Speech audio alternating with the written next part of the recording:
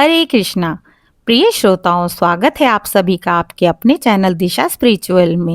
आज आप सभी सुन रहे हैं भाद्रपद मास की एक दिव्य कथा जो भगवान विष्णु और एक निर्धन ब्राह्मण से जुड़ी हुई है।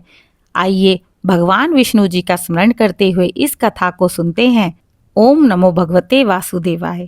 प्राचीन काल में देवपुर नामक नगर में एक सुदर्शन नामक एक ब्राह्मण रहता था। वह अत्यंत धर्मपरायण और भक्तिमान था, लेकिन अत्यंत निर्धन था।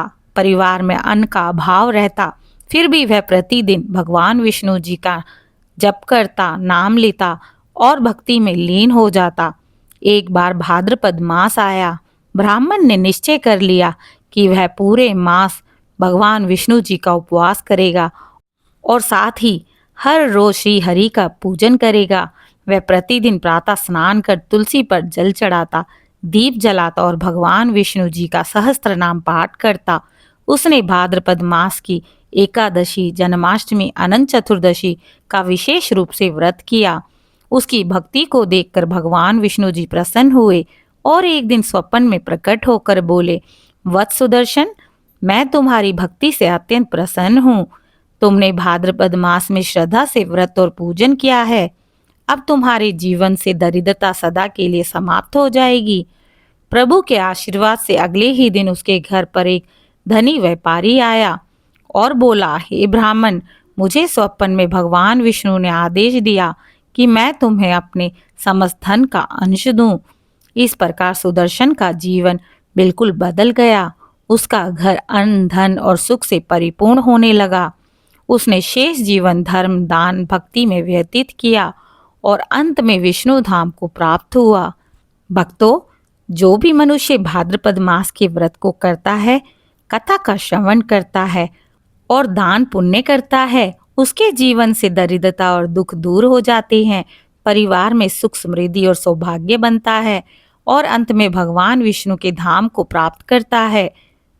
भाद्रपद मास केवल व्रत का मास नहीं, यह भगवान विष्णु की कृपा पाने का सुनहरा अवसर है।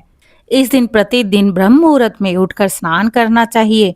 घर के मंदिर या तुलसी के पास दीपक जलाएं। भगवान विष्णु जी का ध्यान करें। ओम नमो भगवते वासुदेवाय मंत्र का जाप करें। सप्ताह में कम से कम 1 या 2 बार सहस्त्र नाम का पाठ करें। भाद्रपद मास की एकादशी, जन्माष्टमी और अनंत चतुर्दशी पर व्रत रखें। व्रत के दिन हल्का सात्विक भोजन करें या फलाहार रखें। इस मास में ब्राह्मण, गरीब, विधवाओं और साधुओं को अन्न, वस्त्र और धन देना शुभ माना गया है और ये बहुत ही फलदायक होता है। गौ माता की सेवा करना और पेड़ पौधों को लगाना भी पुण्यदायक माना गया है। प्रतिदिन भाद्रपद मास की कथा का श्रवण करना, कथा को पढ़ना, जैसे राजा स्तनिक और ब्राह्मण सुदर्शन की कथा सुनते समय मन में केवल भक्ति और श्रद्धा ही होनी चाहिए। क्रोध, झूठ, चोरी, मद्यपान, तामसिक आचरण से दूर रहना चाहिए। सत्य बोलने और अहिंसा को अपनाने और धर्म के मार्ग पर चलने से भगवान विष्णु जी प्रसन्न होते हैं। भाद्रपद मास के दौरान ओम नमो भगवते वासुदेवाय, ओम नमः शिवाय और अनंत सूत्र धारण कर अनंत चतुर्दशी का व्रत करें। दरिद्रता और रोग इससे दूर होंगे। घर में सुख, शांति, सौभाग्य का वास होगा। संतान सुख और वैवाहिक जीवन में मधुरता आएगी।